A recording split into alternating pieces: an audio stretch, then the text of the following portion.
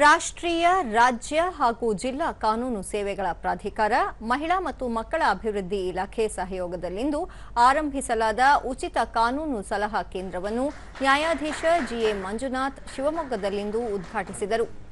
ಈ ವೇಳೆ ಹಿರಿಯ ಸಿವಿಲ್ ನ್ಯಾಯಾಧೀಶ ಹಾಗೂ ಜಿಲ್ಲಾ ಕಾನೂನು ಸೇವೆಗಳ ಪ್ರಾಧಿಕಾರದ ಸದಸ್ಯ ಕಾರ್ಯದರ್ಶಿ ಎಂಎಸ್ ಸಂತೋಷ್, ಜಿಲ್ಲಾ ಮಕ್ಕಳ ಕಲ್ಯಾಣ ಸಮಿತಿ ಅಧ್ಯಕ್ಷ ತಾಜುದ್ದೀನ್ ಖಾನ್, ಮಹಿಳಾ ಮತ್ತು ಮಕ್ಕಳ ಅಭಿವೃದ್ಧಿ ಅಧಿಕಾರಿ ಶಶಿರೇಖಾ ಮತ್ತಿತರರು ಉಪಸ್ಥಿತರಿದ್ದರು.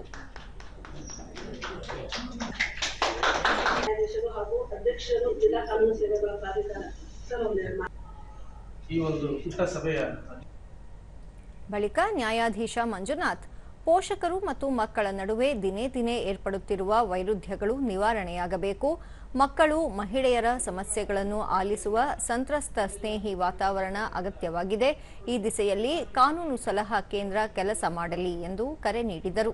ಕುಟುಂಬದಿಂದ ದೂರ ಉಳಿತಕ್ಕಂತ ಪ್ರಸಂಗಗಳು ಬಹಳಷ್ಟು ಬರ್ತಾ ಇರ್ತವೆ. ಆ ಕಾರಣಕ್ಕಾಗಿ ಈ ತರ ಸಂಸ್ಥೆಗಳನ್ನ ನಮ್ಮ ಸರ್ಕಾರ ಯೋಜನೆ ಮಾಡಿದೆ. ಆ ಒಂದು ನಿಟ್ಟಿನಲ್ಲಿ ಇವತ್ತು ಒಂದು ಸಣ್ಣ ಸಲಹಾ ಕೇಂದ್ರವನ್ನು ನಾವು ನಮ್ಮ ಡಿಎಲ್ಎಸ್ಎ ಕಡೆಯಿಂದ ಇಲ್ಲಿ ಪ್ರಾರಂಭಿಸಿದ್ದೇವೆ. ನ್ಯಾಯಾಧೀಶ ಎಂಎಸ್ ಸಂತೋಷ್ ಜನರ ಬಳಿಗೆ ತೆರಳಿ ನ್ಯಾಯ ಕಲ್ಪಿಸುವ ಅತ್ಯಂತ ಮಹತ್ವದ ಉದ್ದೇಶದೊಂದಿಗೆ ರಾಷ್ಟ್ರೀಯ ಕಾನೂನು ಸೇವಾ ಪ್ರಾಧಿಕಾರ ಈ ಪರಿಕಲ್ಪನೆಗೆ ಚಾಲನೆ ನೀಡಿದೆ. ಸಂತ್ರಸ್ತರು ಈ ಯೋಜನೆಯ ಸದುಪಯೋಗ ಪಡೆದುಕೊಳ್ಳಬೇಕು ಎಂದು ತಿಳಿಸಿದರು. ನಮ್ಮ ಪ್ಯಾರಾಲೀಗಲ್ ವಾಲಂಟಿಯರ್ಸ್, ಕಾನೂನು ಅರೆಕಾಲಿಕ ಸ್ವಯಂ ಸೇವಕರ ಮೂಲಕ ಸಂಬಂಧಪಟ್ಟ ಇಲಾಖೆಗಳಿಗೆ ಹೋಗಿ ಏನೇ ತೊಂದರೆ ಇದ್ದಲ್ಲಿ ಅದನ್ನ ಒಂದು ಬಗೆಹರಿಸಿ ಅವರಿಗೆ ಸಮಯೋಚಿತವಾದ ನ್ಯಾಯವನ್ನು ಕೊಡಿಸುವಂತ ಒಂದು ಮುಖ್ಯ ಒಂದು ತಾಜುದ್ದೀನ್ ಖಾನ್, ಮಕ್ಕಳ ಕಲ್ಯಾಣ ಸಮಿತಿಯಲ್ಲಿ ಆರಂಭವಾಗಿರುವ ರಾಜ್ಯದ ಮೊಟ್ಟಮೊದಲ ಕಾನೂನು ಸಲಹಾ ಕೇಂದ್ರ ಇದಾಗಿದೆ.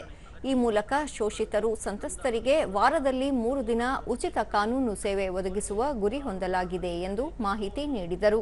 ಶೋಷಣೆ, ದೌರ್ಜನ್ಯ, ಕಿರುಕುಳಗಳಾಗ್ತಾರೆ. ಅಂತಹ ಒಬ್ಬ ಕುಟುಂಬಗಳಿಗೆ, ಅಂತಹ ಮಕ್ಕಳಿಗೆ ಇಂತಹ ಕೇಂದ್ರದ ಒಂದು ಅವಶ್ಯಕತೆ ಇತ್ತು. ಇದು ಬಹುಶಃ ರಾಜ್ಯದಲ್ಲಿಯೇ ಮೊಟ್ಟಮೊದಲ ಬಾರಿಗೆ ಮಕ್ಕಳ ಕಲ್ಯಾಣ ಸಮಿತಿಯಲ್ಲಿ ಉಚಿತವಾಗಿ ಕಾನೂನು ನೆರವನ್ನು ನೀಡುವಂತಹ ಒಂದು ಯೋಜನೆ.